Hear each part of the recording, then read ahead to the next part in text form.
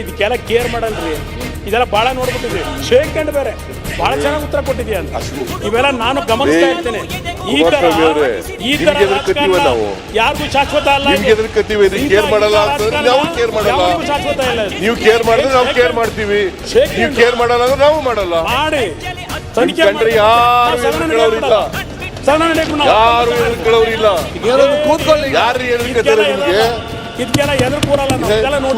ಸುಮ್ಮನೆ ಕೂತಿದ್ದೀನಿ. ನೋಡಿದೀವಿ ನಾನು ಬಂದು ಅವ್ರು ಬಂದಕ್ಕೆ ಕೈ ಕೂತಿದ್ರೆ ಕುಟುಂಬದ ಬಗ್ಗೆ ಚೆನ್ನಾಗಿ ಉತ್ತರ ಕೊಟ್ಟೆ ಅಂತ ಕೈ ಕೂತಿದ್ರೆ ಅಂತ ಹೇಳಿದ್ರೆ ನನಗೂ ಇದಕ್ಕೂ ಸಂಬಂಧನೇ ಇಲ್ಲ. ಮಾತಾಡ್ತಿರಲ್ರಿ. ಕಂಡ್ರೆ ಯಾರು ಕೇರ್ ಮಾಡೋದಿಲ್ದೆ ಹೋದ್ರೆ ನಾನು ಅದರ ಅಪ್ರೋಚ್ ಕೇರ್ ಮಾಡಲ್ಲ. ನಾನು ಗೊತ್ತಿದೆ, ನಾವು ಅದೇ ತರ. ನಾವೇನು ನಿಮ್ಮ ಮುಲಾಜಲ್ಲಿ ಬರಲಿಲ್ಲ. ನನ್ನ ಜೀವನದಲ್ಲಿ ನಿಮ್ಮ ಮುಲಾಜಲ್ಲಿ ಬರಲಿಲ್ಲ. ಯಾರಿಗೆ ನೀವು ನಾನು ಕೇರ್ ಮಾಡಲ್ಲ. ಈಗ